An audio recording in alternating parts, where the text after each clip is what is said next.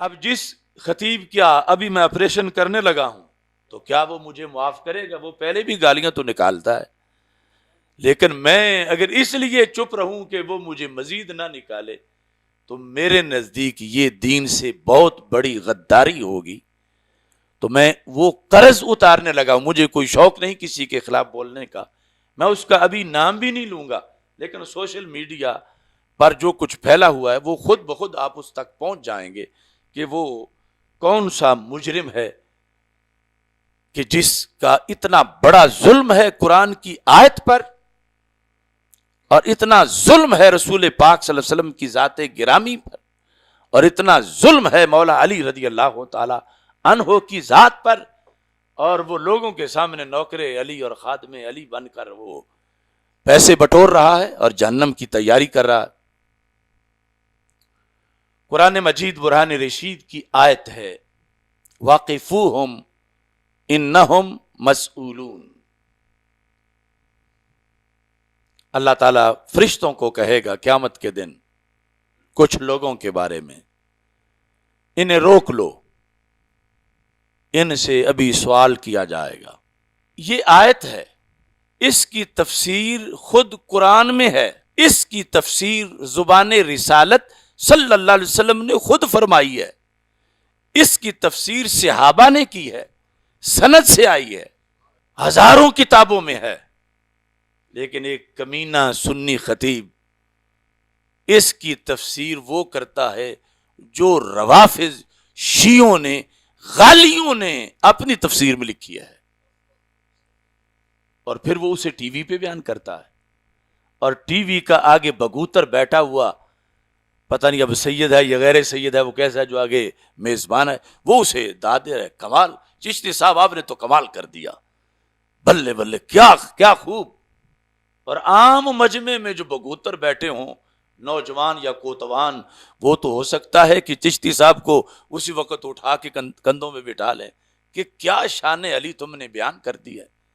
اور وہ جو کر رہا ہے وہ ہے فَلْيَتَبَوَّأْ مَقْعَدَهُ مِنَ النَّارِ، کہ رسول پاک صلی اللہ علیہ وسلم نے فرمایا جو یہ کرے وہ اپنا ٹھکانہ جہنم میں بناتا ہے. اب قرآن مجید کی ان آیات کو میں ماقبل سے پڑھ کے آپ کے سامنے پیش کرتا ہوں کہ اس بات کی کوئی گنجائش ہی نہیں بنتی. قرآن کہہ رہا ہے، یہ سورہ والصافات ہے، اس میں اب تفسیر جلالین کے لحاظ سے میں جو مختصر تفسیر بھی ساتھ بتاؤں گا. احشر الذین ظلموا، اللہ فرمائے گا فرشتوں کو قیامت کے دن کہ یہ لوگ جنہوں نے ظلم کیا ہے نا ان کو اکٹھا کرو. ظلم کیا کیا ہے یہاں پر جلالین میں جو ہے وہ یہ ہے انفسہم بالشرک، جنہوں نے اپنی جانوں پہ ظلم کیا.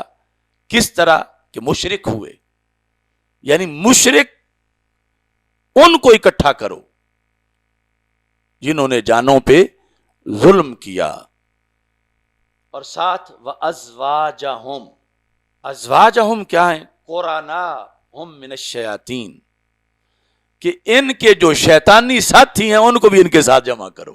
یہ ازواج کا مطلب ہے وہاں پر مشرکوں کو اور مشرکوں کے اتحادیوں کو اکٹھا کرو. اب یہ اے ٹو زیڈ سارے مفسرین اسی پر ہیں، چونکہ اور گنجائش ہی نہیں. پیچھے ذکر جو ہے وہ سارا یہی آ رہا ہے مشرکین کا کہ ان کے لیے قیامت کے دن کیا کیا صورتحال ہوگی. پھر وَمَا كَانُوا يَعْبُدُونَ مِن دُونِ اللَّهِ، ان کے ساتھ ان کے معبودوں کو بھی اکٹھا کرو جن کو یہ اللہ کو چھوڑ کر پوجتے تھے، انہیں بھی. اب یہاں تک آیت کو اگر دیکھیں تو پتہ چل رہا ہے کہ یہاں مسلمانوں یا مسلمانوں کے کسی طبقے کا اگلا معاملہ نہیں آ رہا. یہ جو محشر کے دن کافروں مشرکوں کی لائن ہوگی، ان کا طبقہ ہوگا. ان کے لحاظ سے رب فرشتوں کو پہلے تو یہ حکم دے رہا ہے احشروا، ان کو اکٹھا کرو، سب کو ایک جگہ اکٹھا کرو. آگے دوسرا حکم فَاهْدُوهُمْ إِلَى صِرَاطِ الْجَحِيمِ، ان کو جہنم والے ٹریک پہ چلاؤ، یعنی یہ ہیں ہی جہنم والے، دوسری طرف ان کا کیا تک بنتا ہے، ان کو صراط جہیم کی طرف چلاؤ۔ صراط جہیم دوزخ کا راستہ۔ آگے تیسرا حکم واقفوہم، واو عطف کا ہے، اصل قف سے کفو ہے، انہیں اب ٹھہرا لو، روک لو، انہیں روکو اب۔ قف، کفا، کفو، واو ساتھ ہے، واقفوہم، انہیں روک لو، ٹھہراؤ ان کو، یعنی مجرد مزید کے معنی میں اوقفوہم، ان کو روکو اب۔ کیوں روکو؟ انہم مسئولون، ان سے پوچھا جائے گا، ان سے سوال کیا جائے گا۔ کون؟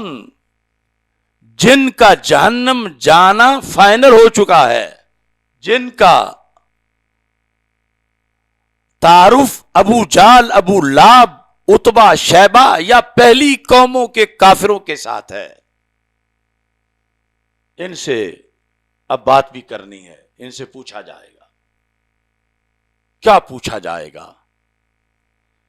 یہ رسول پاک صلی اللہ علیہ وسلم نے حدیث میں بیان کیا، ان سے کیا پوچھا جائے گا۔ اور پھر جو دوسرا حصہ ہے وہ خود قرآن نے بیان کیا، واقفوہم انہم مسئولون ما لکم لا تناصرون، یہ پوچھا جائے گا۔ اب دو چیزیں کہ کیا پوچھا جائے گا تفصیلاً، وہ رسول پاک صلی اللہ علیہ وسلم نے خود بیان کیا، جو صحابہ نے آگے روایت کیا، اور پھر قرآن نے خود بھی بتایا اجمالاً کہ کیا پوچھا جائے گا۔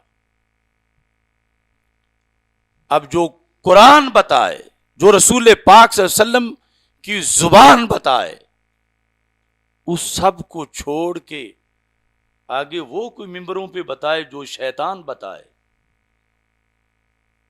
اور اس پہ آگے مجمع والے داد دے رہے ہوں، اور پھر اس ایک کو سن کے ہزاروں لم یبک خطیب بیان کرنا شروع کر دیں، اور بات وہ ہو جو شیطان بتائے۔ لَيُوحُونَ بَعْضُهُمْ إِلَى بَعْضٍ، قرآن میں ہے کہ شیطان بعض کے دل میں ڈالتے ہیں کہ یہ بات یہاں کرو۔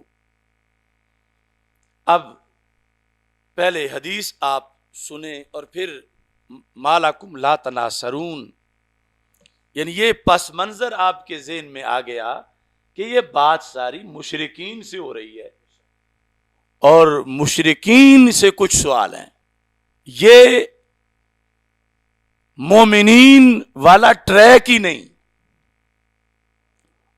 اور مومنین والے سوال ہی نہیں۔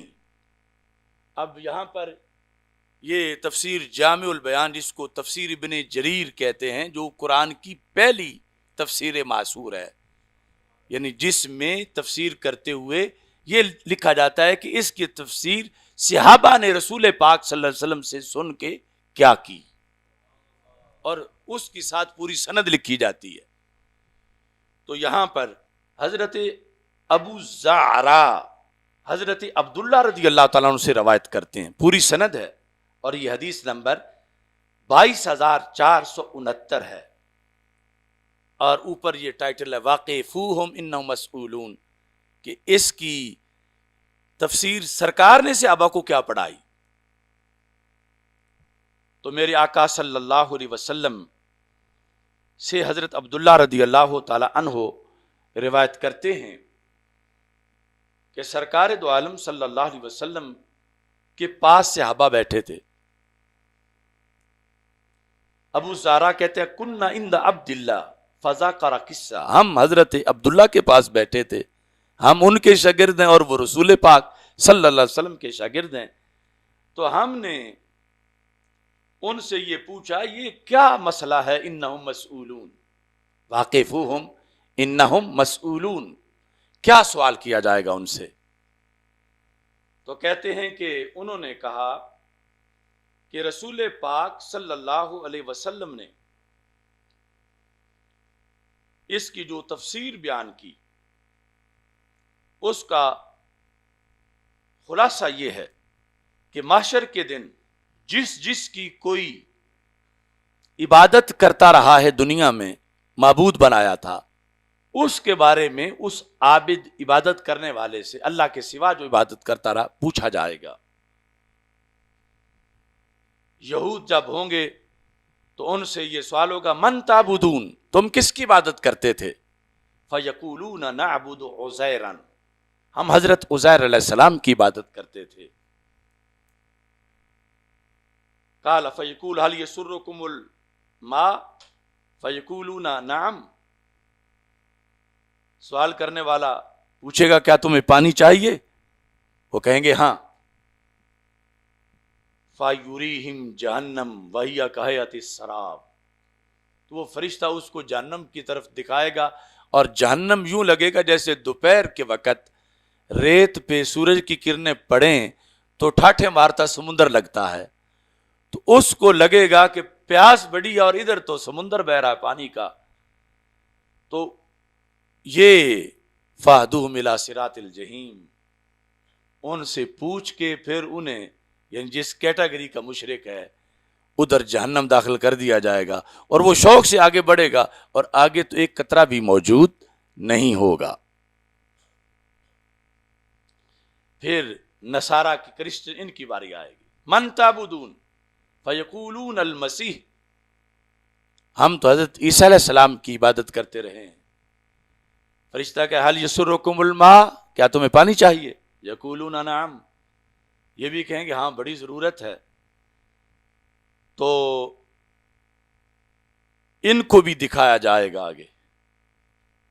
تو پھر حضرت عبداللہ رضی اللہ تعالی عنہ نے کہا یہ ہے واقفوہم انہم مسئولون۔ وقال آخرون بل ذلک للسؤال عن اعمالہم، کہ اس میں ساتھ ان کی کچھ جو کافرانہ مشرکانہ کاروائیاں ہیں، صرف عبادت نہیں، وہ بھی پوچھی جائیں گی۔ اور وہ بھی حدیث شریف سے حضرت انس بن مالک رضی اللہ تعالی عنہ روایت کرتے ہیں، یہ حدیث نمبر 22,470 ہے۔ کہتے ہیں کہ سمعت رسول اللہ صلی اللہ علیہ وسلم یقول ایما رجل دعا رجلا الى شیء کان موقوفا لازما به لا یغادرہ ولا یفارقہ، کہ جس بندے نے بھی دنیا میں دوسرے کو جس برائی کی دعوت دی کہ چلو فلاں بد عقیدہ خطیب کے پاس آ کے جمعہ پڑھتے ہیں، چلو سینما دیکھنے چلتے ہیں، چلو معاذ اللہ فلاں حرام کام کے لیے چلتے ہیں، جس نے بھی کسی دوسرے کو کسی برائی کی دعوت دی، اور یہ جو لفظ میں نے جمعے کے لحاظ سے بولا یہ ایک مثال کے ضمن میں، ورنہ ان سے جو پوچھا جائے گا جو ان کی مشرکانہ کافرانہ سرگرمیاں تھیں، شیطانی کام، ان کے لحاظ سے۔ تو سرکار فرماتے ہیں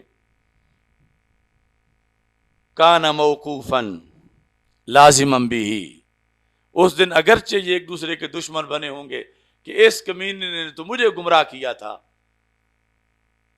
لیکن وہاں ان کو اکٹھا کر دیا جائے گا اور انہیں ٹھہرایا جائے گا، رکو تم سے پوچھنا ہے۔ اور کوئی داعی جس کو اس نے دعوت دی تھی اس سے جدا نہیں ہو سکے گا۔ ثم قرأ، پھر سرکار دو عالم صلی اللہ علیہ وسلم نے یہ آیت پڑھی، یہ ہے مطلب واقفوہم انہم مسئولون، کہ انہیں ٹھہراؤ، جہنم کے ٹریک پہ چلنے والوں کو ٹھہراؤ، ابھی ان سے پوچھا جائے گا۔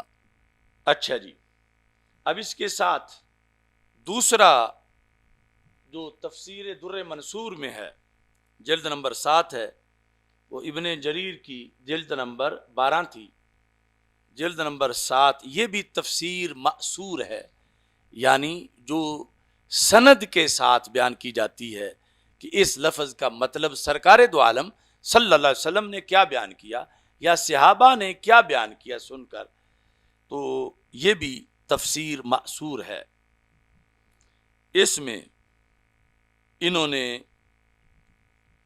اس کا مطلب بیان کرنے والے مفہوم کو بیان کرنے میں امام بخاری کی تاریخ کبیر کا ذکر کیا، جامع ترمذی کا ذکر کیا، ابن جریر کا ذکر کیا، ابن منذر کا ذکر کیا، حاکم کا ذکر کیا، دیگر بہت سی کتابوں کا، کہ وہ حضرت انس رضی اللہ تعالیٰ عنہ سے یہ روایت کرتے ہیں جو ابھی حدیث پڑھ کے سنائی ہے کہ جس نے کسی کو دعوت دی کفر کی، شرک کی، اکٹھے ہوں گے اور ان سے یہ پوچھا جائے گا۔ حضرت امام رازی تفسیر کبیر کے اندر جلد نمبر 13 وہ کہتے ہیں کہ یہ سوال واقفوہم انہم مسئولون قیل ان اعمالہم، کہ دنیا میں انہوں نے مسلمانوں کو کتنا ستایا، کس حد تک دین کے خلاف انہوں نے شرنگیزیاں کی، قرآن کے خلاف، فی الدنیا و اقوالہم، جو انہوں نے بکواس کی ہے دین کے خلاف، ان سے پوچھا جائے گا۔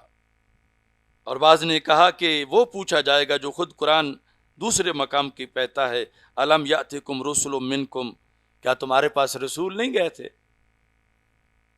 بینات لے کر، تو تم نے کیوں نہ ان کی بات مانی؟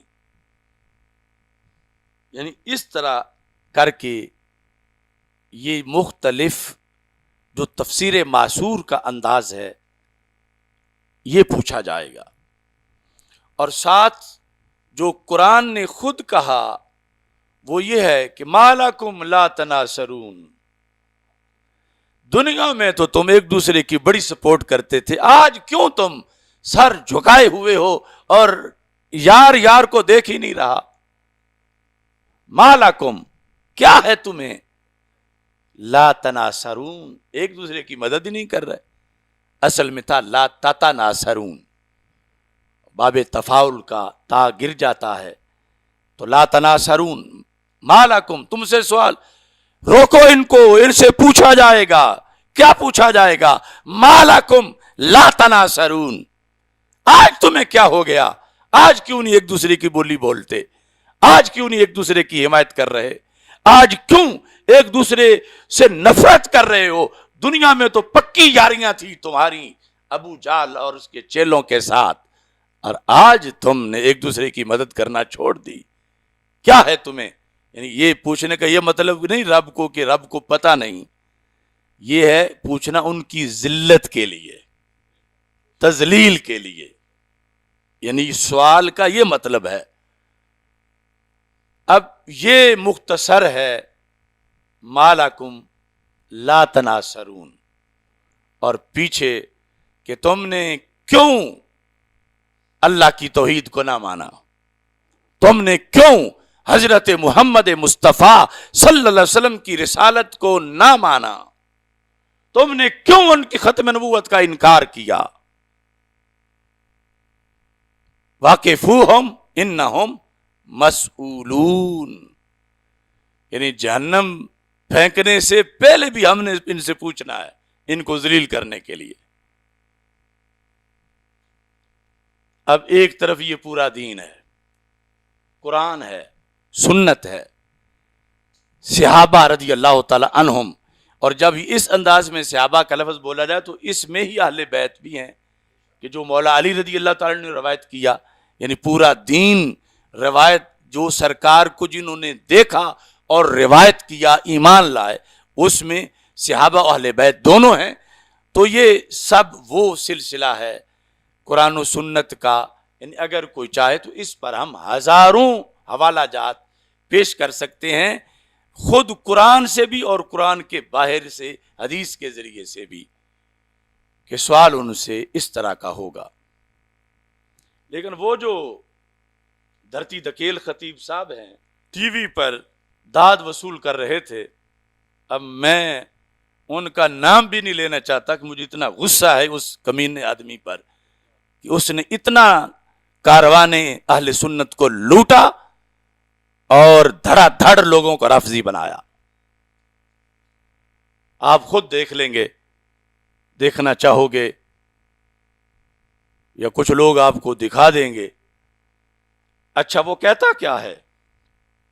لوگوں کا یعنی پہلی غلطی تو یہ ہے کہ وہ یہ سوال اہل جنت والی لائن سے کروا رہا ہے، پیچھے آیات کافروں کے بارے میں آئی ہوئی ہیں اور وہ یہ سوال مومنوں سے کروانا چاہتا ہے، تو کتنا بڑا دجال ہے، قرآن سے کتنی بڑی خیانت ہے۔ اور کہتا ہے کہ لوگوں کا نماز، روزہ، حج، زکوٰۃ یہ سارا کچھ جب پوچھ لیا جائے گا، تو کیا کافروں سے نماز روزہ پوچھ لیا جائے گا؟ یعنی یہ غلط بیان نہیں، چونکہ کتاب سے تو کوئی تعلق ہی نہیں ہے۔ ان لوگوں کی شان یہ ہے کہ یہ 2 گھنٹے قرآن و سنت کے بہر بہر خطاب کر کے اپنا جشن مناتے ہیں۔ دیکھو ایک آیت بھی نہیں پڑھی اور میں نے اتنا خطاب کر دیا، یا پڑھی ہے تو کتنا غلط مطلب بیان کر دیا۔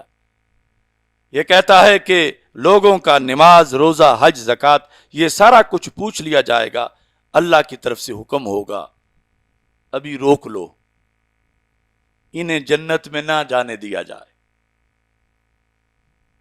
یا اللہ کیوں؟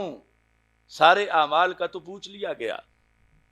فرمایا نہیں، ابھی ان سے پوچھو علی سے پیار کیا تھا یا نہیں۔ کیا کیا قرآن مجید کی ایک آیت ہے، وَقِفُوهُمْ إِنَّهُمْ مَسْئُولُونَ، سبحان اللہ۔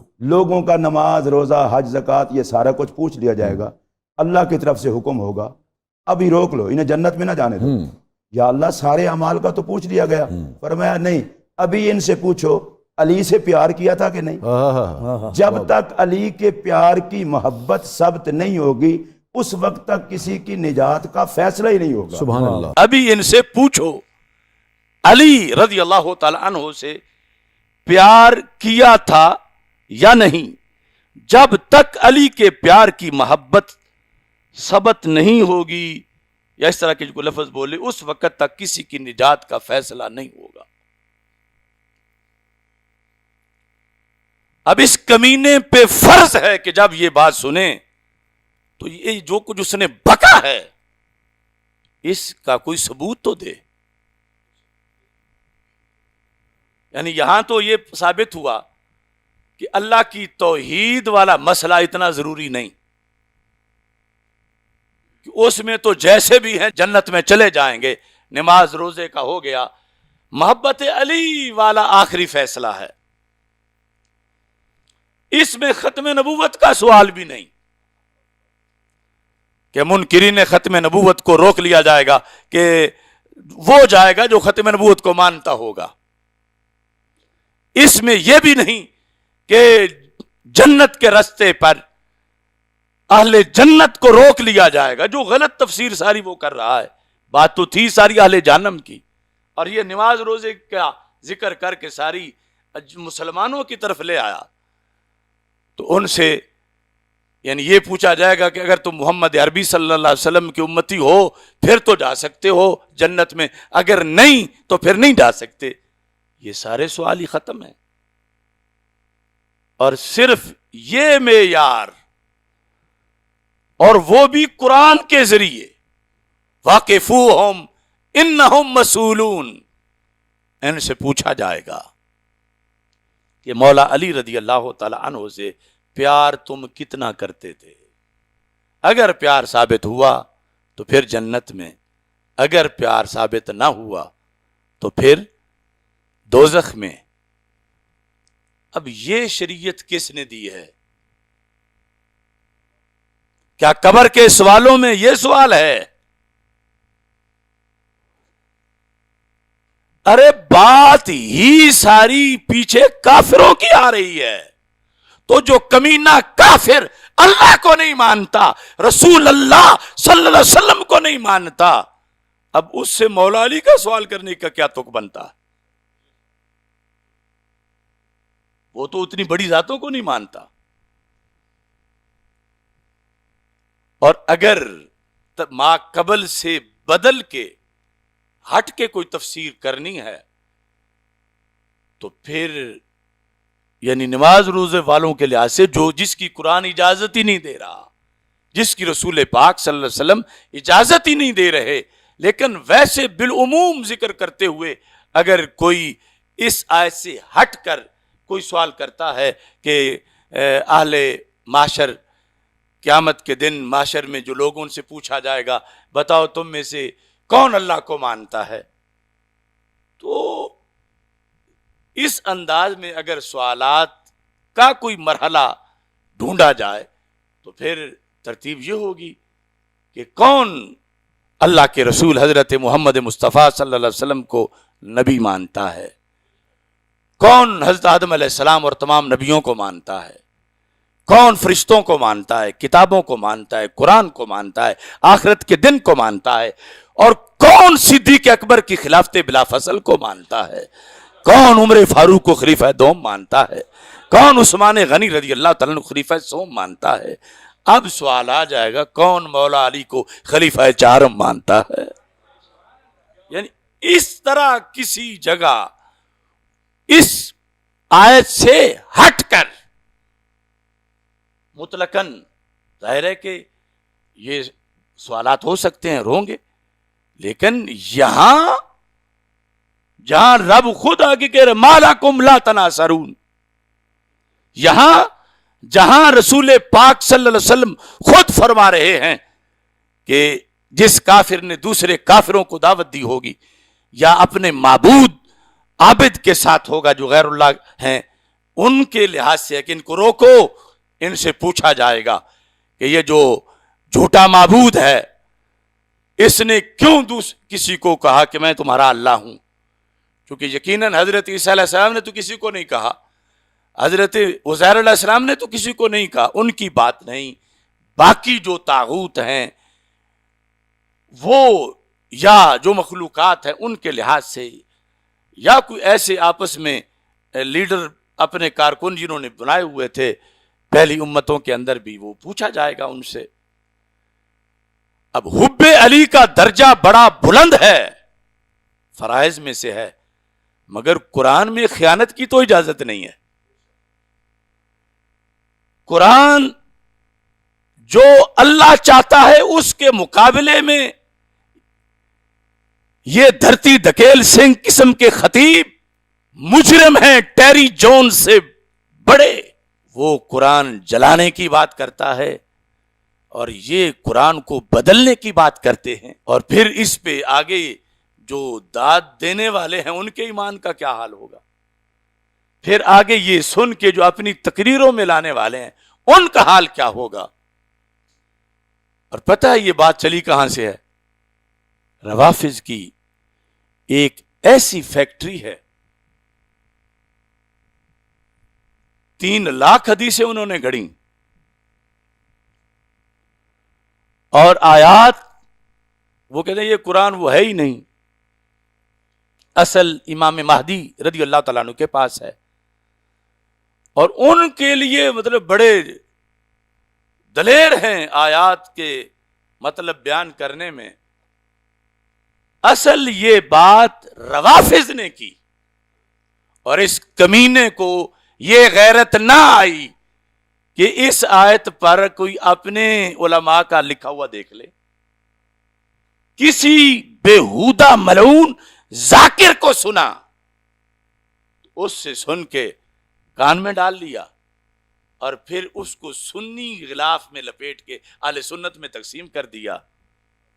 یہ ہے زہریلی خوراک جو حب علی کے نام پر دی جا رہی ہے۔ اس کمینے کے استاذ چپ ہیں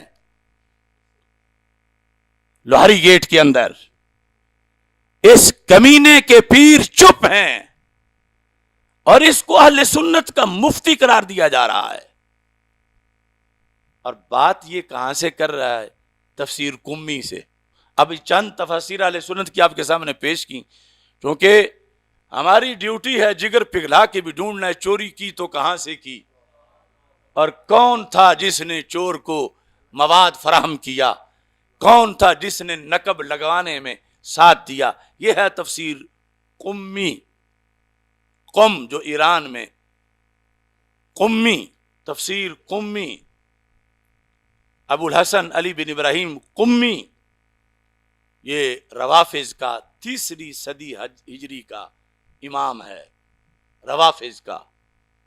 اس نے اس تفسیر کے اندر یہ 570 صفحہ ہے. واقفوہم انہم مسئولون. کیا کہتا ہے؟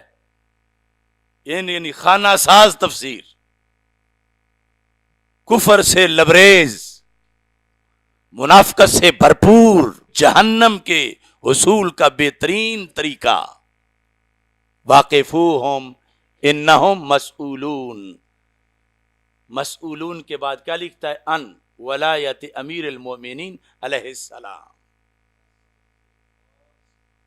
کہ مولا علی رضی اللہ تعالی عنہ کی ولایت، محبت، ولا، عشق، پیار، ان کے بارے میں کہا جائے گا روکو ان کو، روکو ان کو، روکو ان کو. ان سے بھی پوچھنا ہے کہ علی سے پیار کتنا کرتے ہو.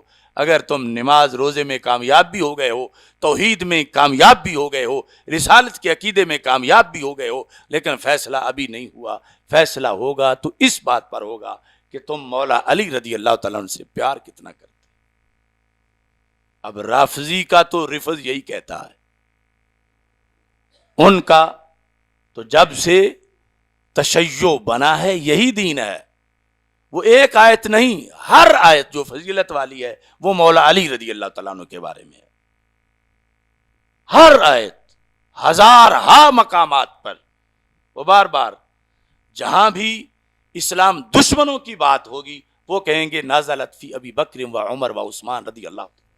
معاذ اللہ ساتھ لفظ لعنت ملی ہر جگہ.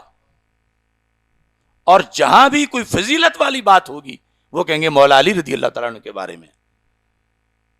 تو میرے مولا علی رضی اللہ تعالیٰ عنہ نے یہ سب سے پہلے فرما دیا یہلک فی اثنان، میرے بارے میں 2 قسم کے لوگ مارے جائیں گے. محب مفرط یقرزنی بما لیس فی، ایسا محب بے لگام جو کہ میری وہ شان بیان کرے گا جو رب نے مجھے دی ہی نہیں. آج عوام میں معیار اہل بیت کو محب سمجھنے کا یہی ہے کہ اس طرح کے کفریات بکے تو کہا جائے گا کہ یہ تو بڑا بندہ محب اہل بیت ہے، نوکر زارا ہے رضی اللہ تعالیٰ عنہ، اور پتہ نہیں وہ دین کی کتنی سوداگری کر رہا ہے، فکر امام احمد رضا کو کتنا بیچ رہا ہے. بلکہ یہ تو نیچے کی بات ہے، قرآن بیچ رہا ہے، ایمان بیچ رہا ہے.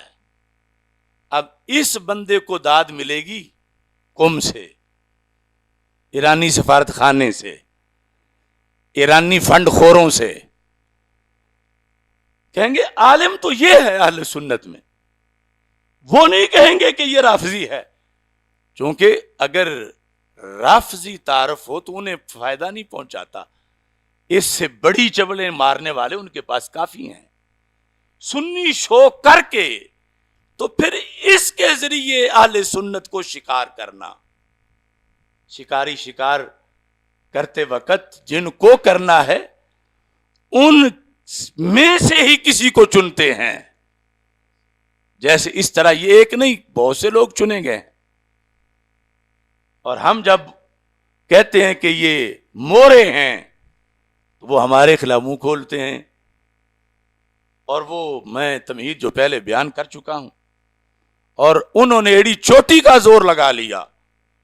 میں کہتا ہوں تم اگر آسمان سے کہیں الٹے لٹک کے بھی مجھے گستاخ زارا کہو تو میرے مزاج پر 1% بھی اثر نہیں کہ میری نظر گنبد خضرا کے مکین کی طرف ہے اور سیدہ پاک رضی اللہ تعالی عنہا کی شریعت کی طرف ہے.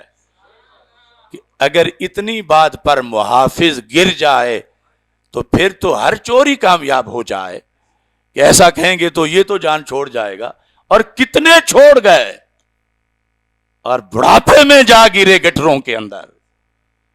لیکن میں دعا یقیناً استقامت کی کرتا ہوں اللہ کے فضل کی، اور اس پر کوئی فخر نہیں، اور اللہ ایمان سلامت رکھے. مگر جس بات پر میں بول رہا ہوں مجھے 100 میں سے 1,00,00,000% یقین ہے کہ میں برحق بول رہا ہوں اور میں قرآن و سنت کی ترجمانی میں بول رہا ہوں.